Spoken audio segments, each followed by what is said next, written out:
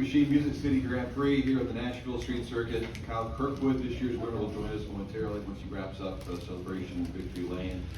Joined by the other two podium finishers, finishing second today for the second straight year, Scott McLaughlin, who led 25 of the 80 laps, driving the number 3 Dex Imaging Team Penske Chevrolet. The second podium in 3 races in the ATT IndyCar Series, third podium of the season and 11th of his career. And also joining us, Alex Palou, the points leader, who led 12 of the 80 laps, driving course number 10, the American Legion Honda for Chip Ganassi Racing. Second straight podium finish in the NTT IndyCar Series, 8th of the season, 23rd of his career, also picking up another 4 championship points as he heads to the Indianapolis Motor Speedway Road Course with an 84-point lead over Joseph Buchard with 4 races remaining. Scott, we'll start with you. Another podium for you, although I have a feeling you would want to finish one step higher. Yeah, I'm disappointed, but it is what it is. I think we had a really fast car today. Just that first yellow just throws a few things, which you know is going to probably play, but you hope it doesn't come, but it came, and you take it or you lose your advantage and just try and reset and go again, and that's what we decided, the ladder. And yeah, we did pretty well. I think we were able to come back a little bit, but overall, you know, Kyle just had that little shorter stop that he could do, and away they went. So I was trying to do my best to hunt them down at the end, but I just had a poor restart. I had no temp in my rear tyres for some reason. It was so annoying. So really, I don't know what happened. Like, I didn't change my procedure. I'm normally pretty good on restarts, and just it was terrible. So yeah, I got to do a little bit of study on that. But I think if I was a little bit closer, I might have been able to maybe throw a little dive bomb at him, but unfortunately couldn't. I was going to ask about the restarts. Just looking back, I'm sure you're second guessing, triple guessing, maybe what could have done differently. But yeah, look at that last one. Yeah, so has me a little confused because I just, I felt like I was actually harder on the tire and whatever. I just think from a sport perspective though, the restarts are a joke, and we need to, like, at least, I think we need to start on the start-finish line. Like, we cannot pass until the start-finish line. It's just, you're always going to have these yellows, you're always going to have these clusters that cause red flags and make us look like, it's just, there's no cadence. Once there's a yellow flag on the street circuit, there's no, it's just a free-for-all. People bomb, and that we're well within our right to do that. I just think if we want to have a pure race where it's just, like, we could have had a 10-lap shootout, me and Cole there at the end, but instead we're stop, start. The action's great, fantastic, but we just have no race. So I find it frustrating. Alex, again, congratulations, extending your points lead a little bit. That first, or the second caution, I guess, for the race, but that you guys were thinking fuel the save mode, and then that changed? Yeah, we made a really aggressive call on that first yellow, like lap 13 or 14. We pitted. It was a plan, honestly. We spoke about it, and I was pushing for it. It was on the right call today, but we expected a lot more cautions throughout the race. So yeah, I mean, we learned that. I think we were super lucky today. The luck was on our favor because we were not going to make it. And then those yellows came, but yeah, it was a very stressful race. I think I lost like 5 years of my life just trying to save fuel, a lot of fuel, and praying for a yellow. It finally came, which was good for me, not for you, but it was perfect for me. But it was overall a really good day. Could have been a lot cleaner and a lot easier, but we wanted to make it a bit too hard. We see those of you standing by on Zoom. We'll try to take as many questions as we can from you guys when we can in person. Nate Ryan, NBC Sports, then Chris. So it's natural you would expect a lot of yellows based on the last 2 years. Were you surprised more didn't hit when you did on the first yellow? Yes and no, because if you look at Detroit, Belle Isle, the past 3 years, it was 2 years in a row that was like a completely like Crashville as well, and then suddenly the last race we did, it was like no cautions until the last lap. So it goes that way when we know it's tight and when we know that there's going to be a lot of yellows. So we should have thought about that a bit more. So it was just purely our. And then catching the yellow at the end, did this feel a lot like Toronto, or just you broke your way? Yeah, I would say even more today. Today we were like done. We actually bailed out, and because we couldn't really save that much fuel, it was impossible. We were already saving and losing like 2 seconds a lap, 2.5. And then they told me to go. We did one full lap of going because we wanted to get some lap time and try and pass some cars that were like 20th or whatever. And suddenly the yellow came, and I was like, yeah. And then another yellow that helped me a lot, so I could at least be a bit more aggressive or defensive on the last restart. Have you ever had a year like this where it seems like every race? No. Some breaks your way every race, it seems like. Yeah. I mean, I try and get advantage of that. No. I'll try and get advantage of that because I know it's not often. Last year we didn't win a race until the last race, and I thought that every race we had something wrong going on our strategy or on our race. And this year it's the opposite, so I'll take that. Scott, just to clarify, so they changed the restart zone this year and last year. They've changed it, yeah. Every So you just want to be like where the start finish line? No, I just think everywhere we go, and we don't have to have it for ovals, but I think it happens at Long Beach, and we talked about doing it, like about not passing to the apex of the last corner or whatever. At least that, because I think when it goes green, there's kamikazes at the back that don't care and just throw it, and they're well within their right to throw it at the inside when it turns green.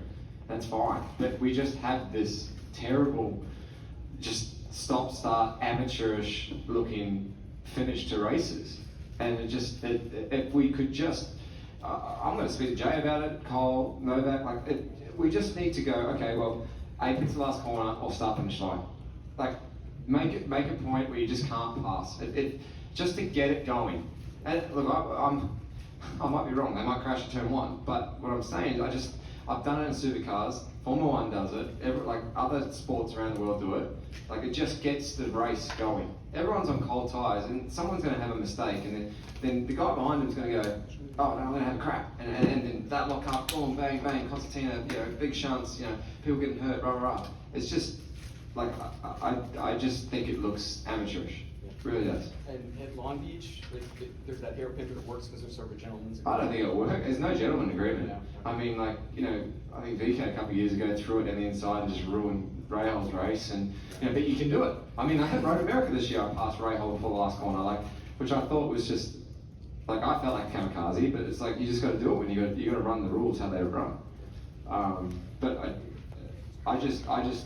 it's just such a simple. We move restarts. We do this. We do that. Nothing works until we police it. We have to police something. And it pisses me off. It really does. You said yesterday you felt like last year got away from you. Did you feel the same way this year? It's just that's how it is. We didn't take the yellow, Cole did. I mean, I think if I could have got past Grosjean maybe a little bit earlier, put some more pressure on Cole, because I felt like I could have passed him maybe when he was on greens before he pitted. But that was just swings and roundabouts. That's just how it is. That you can't. I'm pretty stoked with the result. I'm just, bummed that maybe I couldn't have too much of a shootout at the end. Just with my restart, like I said, my restart was bad, but I probably said too much. I'm in trouble. How many pounds do you need to lose to? I don't know, man. Oh, how many do I have to lose? Yeah. Well, it's 15 pounds. I think the system. Doesn't seem like you could lose. Oh man, I've already lost 20. So when I came here, I'm still fat. You lost 15 today. Oh yeah. But I want to have a beer tonight and McDonald's. So I think that'll. What's What's that? That's not the way to lose. No. But I'll join you. I've been like this my whole life. I've always been the heavy kid, and it's just annoying. You can go and have a pie tonight, and it'd be fine. What do you weigh? 160. Yeah, see. Yeah, that's where I'm at. I'm right on the number. Is the cool suit not counted in the extra? You have to suffer that week. I think I don't know the rule exactly. I decided not to wear one because one as well. I've had one fail in supercars, and it was so hot. It was almost hotter than it was. The hardest thing today is the yellows and red flags, and as soon as you stop, it's just it gets like 30 degrees hotter straight away, and it knocks you around a little bit. But yeah, we're good. No dramas. Chris? Earlier in the weekend, for both y'all, earlier in the weekend, some drivers were saying it's almost impossible to plan for this race because of just how crazy it was. Where was this on your rank of like, okay, this is probably gonna happen, this is gonna happen? Like, was this like the 7th or 8th plan of the race for y'all, or you don't even think there's a possibility you can go that long?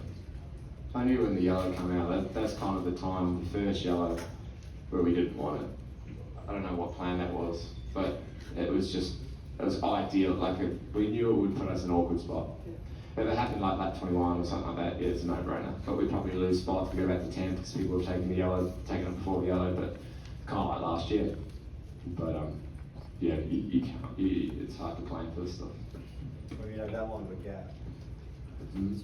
But that, to have that long of a run of green flag, like, no one could have. I think we did that last year, no? No, I think it was like 23 laps max last year. Yeah. Yeah. Anyway, maybe we're learning. Maybe as a sport we're getting better driving. And one more, Alex, fuel save there, you know, in the middle of the race, like, was there some stuff that you tried that you never tried before, or is it just stuff that you had repeated from testing? Yeah, I pulled the clutch like iRacing style. Did you? Yeah, but they told me not to do it again. No, they told me I'm not allowed doing that. Yeah, me neither. Yeah. But I tried. Yeah, I asked about it. I asked that a number of times. Yeah. Why? That's, Why? huh? I wonder why. I think it just More. works too much. Yeah. We'll have a little debrief here, guys. Don't worry about it. Bruce, and Pat. Were you surprised by the pace of the race at the beginning, or were you just kind of thinking like the guys at NASCAR think, just that impending doom that something's gonna happen, like the big one? On the greens, I was just driving sort of within myself. I knew they'd get to like 20 or so. It's better in clear air on the green tyre to control it and look up the front and whatever. But yeah, I was in a really good spot. I was just sort of controlling plateau, saving the fuel I needed, and then I started sort of pushing after the first yellow, and then we actually gapped them again. But yeah, the blacks just had that once they brought everyone back to us. You know, gapped the lead gain. I think Herder was driving everyone back, so it is what it is. But did you think though that the race would continue without yellow? Oh, no. Or were you just saying, when's it gonna happen? I basically, there's going to be yellow at some point. I knew no one's done in and out laps, and yep. Patrick, and then Jack. Well, I Alex, wanted Alex. Oh, I'm sorry, go ahead. About the same question. Yes. About the green. Well, the long stretch of green, Yes. and it was a clean race for the most part. Yeah. So obviously we didn't expect that. Otherwise we would have not pitted on lap 13 yellow. Yeah. So we expected a lot more yellow, especially after a yellow, like what we saw at the end. So we thought it was gonna be like we were gonna pit, and then there was gonna be another yellow, so everybody would pit, and we would transfer to P1, but that didn't work. So But was it a matter of not if there was gonna be a yellow, but when? yeah, that's what I was praying for, but man, it didn't come. So when you are on the side of like wanting a yellow, it never comes, and when you don't want a yellow, it just comes right away. So yeah, on my vision, it was not coming, and everybody was on like a fuel saving. I don't know why, like everybody seemed like was taking it easy. And then at the end, I guess people started pushing, and that's when the yellow came. But yeah, I was surprised. Patrick and Jack. so Alex, sort of on that thing, at the end there, you were super saving, and then you abandoned that. Yeah. Like, oh, now you go, you're going 2 seconds lap faster now. Yes. And then yellow comes out and you're like, now I'm back to fuel safe. What was that roller coaster like of, you had to at one point, well, I guess we're not gonna have a yellow, so like, no. Yeah, that's what we did because we were just losing so much lap time that we were gonna come out last. So we just said, all right, we still have 10 laps. Maybe we can still finish P15, which is better than P20 or whatever. So yeah, we went hard, 1.5 laps. I was super quick, like we knew we had a fast car.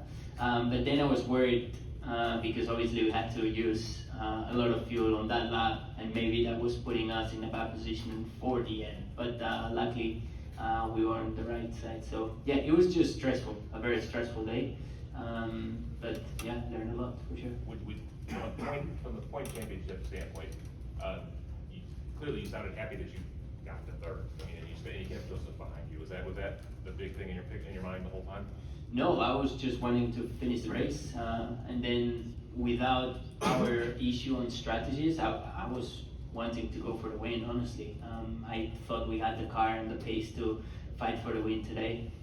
So yeah, we lost an opportunity, but also super happy to be on the podium, and especially with the luck that we did it today, that we got it. So yeah, it was a 10 out of 10 day at the end, results went. Jack. Alex, Joseph, he needs 21 points per race. That was 40 now. I guess that means you finished 9th in the final 4 races. So I guess how big a step was today feel like for the championship? Are you ready to accept that you're kind of in the good position now? No, until they give us the trophy. So I think Joseph can win the last 4 races. Why not? Everybody can do it, and we can do it as well. So yeah, on this championship, on this series, unfortunately, I don't think you can just take it easy. Especially now with all the work we did, we don't want to race to finish 9th. Maybe on the last race, I would take that, absolutely. But yeah, with Indy World Course coming up, we won there in May. I think we know we have a fast car.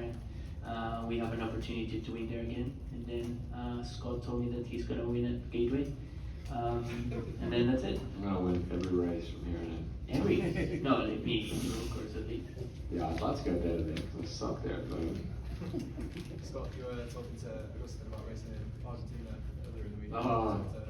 How kind of far along was that? And what's the level of desire to get out there? That was, I didn't get in trouble, but But serious. it says in my Twitter bio, I tweet things I should have, and that was kind of what I should have done, because I just didn't understand how big it is over in Argentina and how much they like really love racing and paid attention to my supercars at least as well.